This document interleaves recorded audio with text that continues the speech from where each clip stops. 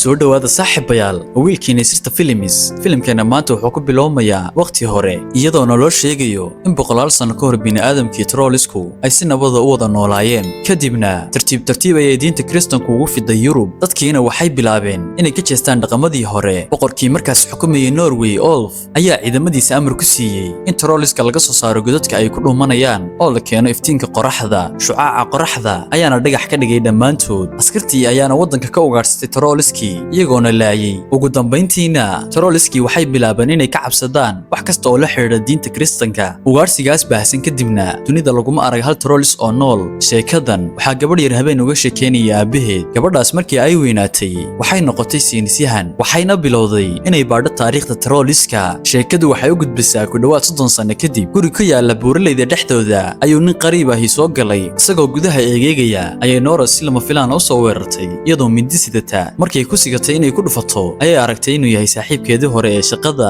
ee Andreas weyne istaagtay Andreas wuxuu arkay buugaag badan oo qadiimi ah kuwaas oo miiska saaran wuxuu weydiiyay waxa ay baarayso laakiin Nora way diiday inay u sheegto Andreas wuxuu yimid inuu caawinaad weydiisto sababtoo ah 3 sano ka hor maskaxda Nora ayaa sabab u ahayd in ciidanka buuraha ay ka helaan oo ay ka adkaadaan troll weyn Nora waxay ka mid ahayd guddiga trolliska ee dalka laakiin markii ay aragtay in dawladda cusub ay la mid tahay tii hore xagga musuqmaasuqa shaqadii gabi ahaanba way iskaga tagtay alaabta Nora dhexdeeda Andreas wuxuu ka helay buug uu isagu qoray kaas oo u hibiyay aabaheed oo ku dhintay weerarkii hore ee trolliska Nora way uga mahad celisay Andreas ayaana ku yiri hal mar soo raac waxaan ku tusi doonaa waxaad ka fujici doonto Nora way ogolaatay inay raacdo intii ay saarnaayeen diyaaradda helicopterka Andreas wuxuu Nora ka saxeexay heshiiskaas oo ah inay cidna u sheegi doonaan waxa ay soo arki doonto Nora magaceeda saxda ah may qorin ee waxyaalo macno darro ayay ku saxeexday wax yar kadib waxay gaadheen xarun koronto halkaas oo ay kula kulmeen Professor Moller iyo Wenzel kuwaasoo kiiskii hore ee trollka kala shaqeeyay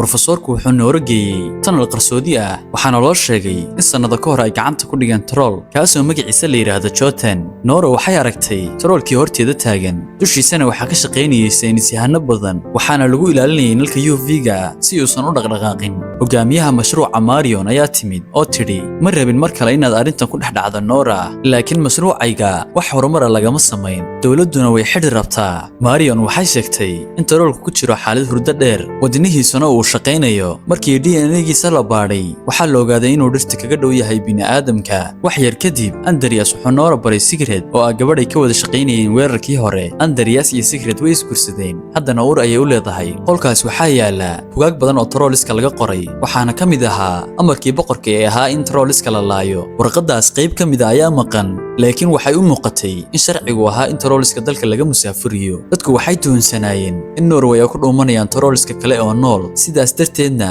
ay Nora u baahan yihiin Nora waxay tiri suuliga ayaan aadayaa laakiin si dhuumasho ah ayay u gashay qolkii uu Jotan ku jiray wiishka ayayna kor u raacday sanka trollka ayayna si tartiib ah u taabatay wayna u haystay markii hore waxba ma dhicin laakiin si lama filaan ah garaaca wadnaha trollka ee kombiyuutarka ayaa isbedelay markii Nora wiishka ka sii degaysay Jotan uu soo toosay oo uu soo eegay dadkii oo dhan ayaa qolka ku soo yaacay trollka gacmihiisa silsilado badan ayaa ku xidhnaa wuxuuna bilaabay inuu gooyo Moller wuxuu amray in nalka UV-ga la shido laakiin Marion oo rabin in trollka la dilo ayaa si ula kaca kafee ugu daadisay kontroolka mashiinkii ayaa qarxay nalkiina way dameen trollkii silsiladihii uu goostay wuxuuna bilaabay inuu dhismihii burburiyo weerar buu sameeyay Norana wuxuu ku dhex tuuray wiishka way gashay laakiin way badbaaday Andreas ayaana daqiiqadii u dambeysay albaabka wiishka furay oo soo saaray Moller wuxuu qaatay calaamadda trollka uuna cararay Jotan isagoo caadisanayo shaybaadhkii burburiyay Wenzel ayaana cagtiisa hoostiisa ku dhintay dadkii kalena dhinaca bixitaanka degdega ayay u carareen markii uu dibadda u soo baxay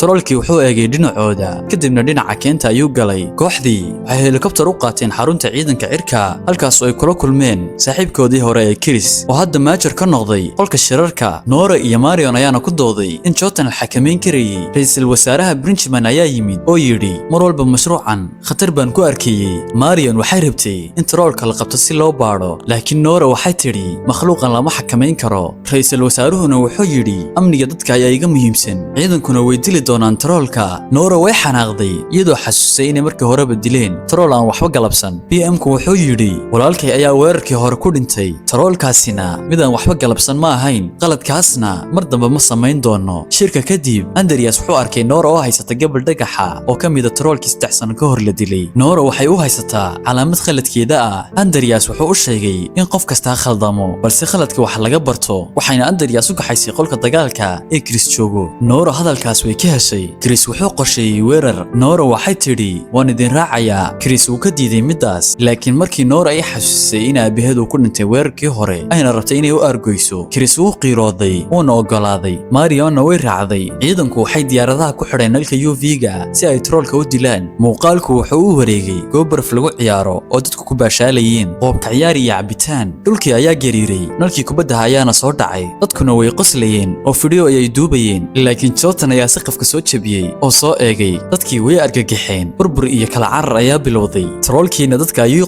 qabtay oo wuu cunay. intaa kadib helikobtaradii ayaa yimid oo nalkii UV-ga ku shiday. jidhka troolka ayaana gubtay. 2 jeer ayay ku guulaysteen weerarka, laakiin Jordan wuxuu soo rajiyay tiir weyn oo koronto, wuxuuna ku dhuftay mid ka mid ah diyaaradihii. Chris wuxuu raadiyaha kala hadlay dooliyihii diyaaraddaas. dooliyihii wuxuu yidhi intaanu dhiman mudana sharaf bay ahayd inaan kula shaqeeyo. kadibna diyaaraddii way burburtay, dhammaantoodna way dhinteen. Chris saaxiibkiisii qaaliga ahaa ayaa halkaas ku dhintay. wuu xanaaqay oo rabay inuu toos u weeraro, laakiin diyaaraddiisa ayaa ciladaysnayd. Nora ayaana ka joojisay. Jordanna wuu baxsaday. Chris wuxuu tegay goobtii diyaaraddu ku dhacday, wuxuuna u duceeyey saaxiibkiis. Marion way rumaysan weyday in troolsku sidaas u naxariis daran yihiin, laakiin Nora waxay tidhi kii hore sidaan ma ahayn, wuxuuna rabay inuu gurigiisa aado. Nora waxay istustay in troolkan Jordan uu sidaas u sameynayo sababtoo ah bini'aadamka ayaa si xun ula dhaqmay. Andreas ayaa weydiiyey ma la hadli karnaa Jordan. Nora waxay tidhi waxaan garanayaa cidna caawin kartaa. intaa kadib waxaan arkaynaa nin gurigiisa hore troolku dumiyey oo haddana dayac tirtay. si lama filaana miiska ayaa gariiray, eeygiisuna wuu ciyey. Jordan ayaana yimid oo gurigiisa cusub cagta mariyey. dhanka kale Nora iyo kooxdeedu waxay si dhuumasho u galeen xarun military oo xidhan, waxayna galeen god. Andreas wuxuu arkay dhareer ku yaala gidaarka. Nora waxay u sheegtay in meeshan ahayd dabin loo dhigay boqorka trooliska. bini'aadamkuna waxay soo xadeen ilmihii boqorka troolka si ay ugu soo jiitaan dabinka, kadibna ay u dilaan. gidaarkana waxaa ku xidhan calaamado kristana. Nora waxay tidhi boqorkii troolku uu ka badbaaday dabinkan, waana kii 3 sano ka hor la dilay. waxay tageen god weyn. Norana dhagaxii boqorka troolka ayay dhulka ku garaacday, waxayna tidhi ha argagixina. waxaa soo baxay trool dhalinyaro ah. Nora waxay sheegtay inuu yahay ilmihii boqorka troolka. 3 sano ee la soo dhaafay ayay u imaanaysay si ay ula saaxiibto. dhagaxii aabaheed ayay u dhiibtay, wuu uriyey, sankana ayay ka taabatay iyadoo u heesaysa. troolkii wuu farxay, Andreasna wuu la yaabay, laakiin Nora ayaa isagana bartay sida loo sameeyo. Andreasna sanka ayuu ka taabtay, troolkiina wuu soo dhaweeyey. Norana waxay troolkan u bixisay beautiful. Nora waxay weydiisatay caawinaad. intaas kadib waxaan ku xasuusinayaa inaad like saarto muuqaalka oo tilmaamtay inaad like saarto channelkan aad subscribe tiraahdo oo nagu soo biirto haddii aad nagu cusub tahay, si ay kuu soo gaadhaan muuqaalada dambe aan halkan ku soo gudbino. waxayna noo tahay dhiirigelin. intaa kadib markii Nora iyo kooxdeeda dibadda ay u soo baxeen, waxay arkeen Jordan oo soo socda. Falaargan ayayna cirka u riday. Beautiful ayaana barafka hoostiisa ka soo baxay. labada trool way is hirdiyeen. Andreas wuxuu rabay inuu weeraro, laakiin Marion ayaa joojisay. Jordan ayaana si xooga lugta dhulka ugu dhuftay, barafkii ayaana jabay. Nora way carartay, Chris ayaana badbaadiyey, laakiin Beautiful wuu bixin waayey. biyaha barafka ayuuna ku dhacay. in muddo ayuu isku dayay inuu soo baxo, laakiin wuu qarqoomay. Jordan wuu sii socday, kooxdiina diyaarada ayay ku baxsadeen. inkastoo Jordan isku dayay inuu soo rido, Norana aad bay uga murugootay geerida saaxiibkeed Beautiful. waxay xasuusatay markii hore uu godka kala soo baxay ee uu xidigaha daawanayay, kadibna uu iska laabtay isagoon wax u burburin. waxay eegeen kharrad muujinaysa jidka uu Jordan marayo. Marion waxay sheegtay inuu marayo Belchim's Route oo geysa waqooyiga magaalada Nidaros. Nora waxay xasuustay sheekooyinkii aabaheed. Nidaros waxay ahayd caasimadii boqorkii Olaf, taas macnaheedu waa Jordan wuxuu rabaa argoosi. waxay la kulmeen Easter oo ah saaxiibada aabaheed. waxay geysay kaniisadda Nidaros oo la dhisay qarnigii 10aad ilaa 13aad. Chris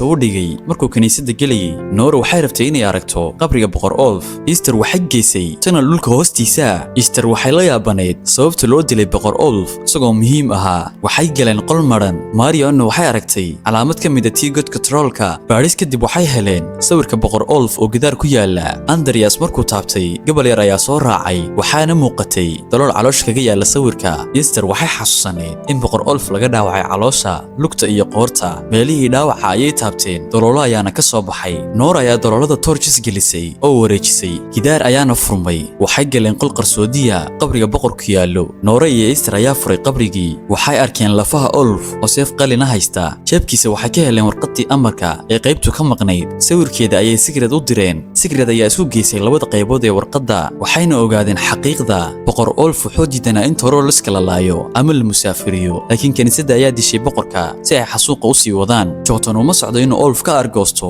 wuxuu rabaa bini'aadamka oo dhan inuu ka argoosto dhanka kale fiidiyoyadii weerarka ayaa dunida ku faafay dawladaha caalamkuna way walwaleen ra'iisul wasaare Benjamin ayaa shir jaraa'id qabtay oo amar ku bixiyay dadka degan jidka Belgium's Route inay guryaha ka soo baxaan markii la weydiiyay xalka dhabta ahna jawaab uu waayay Chris waa loo yeedhay laakiin uu diiday amarkaas wuxuuna go'aansaday inuu saaxiibadiis la sii joogo waxay ka doodeen waxa Olaf uu isticmaali jiray si uu ula dagaalamo Trolliska maadaama qalinku aan waxtar lahayn Nora ayaa fikrad keentay mindi ayay gelisay biyo barakaysan kadibna dhagaxii boqorka trollka ayay taabsisay dhagaxii uu dilaacay halkaasna waxay ka ogaadeen in Trollisku ay nacab yihiin biyaha barakaysan Chris iyo Marion waxay dadka magaalada weydiisteen caawinaad dhammaan dadkii magaaladu way ogolaadeen Esther waxay Andreas bartay sida loo garaaco gambaleelka kaniisadda ciidanku waxay sameysteen safaf baaldiye biyo barakaysan ayay soo guranayeen oo hubka ku shubayeen Jotan ayaa magaalada soo galay ismayaal ayuuna dumiyey Esther iyo Andreas waxay garaaceen gambaleelka kaniisadda codka gambaleelka ayaa xanuujiyay Jotan wuuna gaabiyey ciidanka ayaa rasaas biyo barakaysan ku furay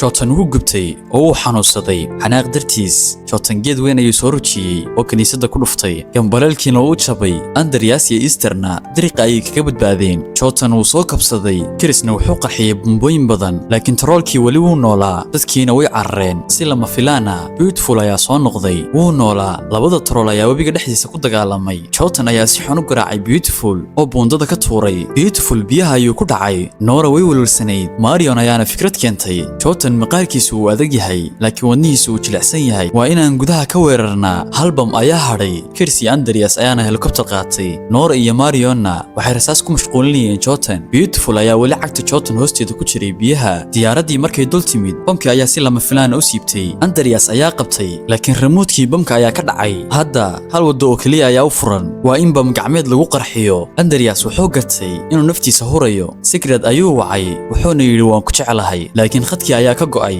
Beautiful oo miir daboolmay Norana rasaasti ayaa ka dhamaatay inta kadib Andreas ayaa ka soo booday diyaaradii isagoo bamkii wata Jotan ayaa Andreas iyo bamkiiba liqay qarax weyn ayaana Jotan calooshiisa ka dhacay biyihii barakaysnaa ayaana jirkiisa ku faafay awoodiisina way dhamaatay fursadaas Beautiful ayaa kacay gacanta ayuuna xabadka Jotan geliyay wuxuuna soo rujiyay wadnihii Jotan jirkii Jotanna webiga ayuu ku dhacay wuuna baaba'ay inta kadib kaniisadii waa la dayactiray Easterna waxay furtay bandhigay ku soo bandhigaysa runta boqor Olaf Secret waxay dhashay ilmo yar Chrisna wuu la ciyaaraa Beautifulna waxaa loo ogolaaday inuu ku noolaado buuraha isagoo xor ah si uu u ilaaliyo dalka mararka qaarna wuxuu soo booqdaa Nora oo gurigeeda taga filimkeena maantana halkaas ayuu ku eegyahay fadlan haddii aad halkan la soo gaadhay waxaan kaa codsanayaa inaad like saarto muuqaalka channelkana aad subscribe tiraahdo oo nagu soo biirto haddii aad nagu cusub tahay halkan waxaan ku soo gudbinaa filimo aad u xiiso badan filimka magaciisana waxaa la dhahaa The Troll 2 oo soo baxay sanadan ay ku jiraan 2025 inta ay ku kulmi doona muuqaalkan xigana waxaan leeyahay nabadgelyo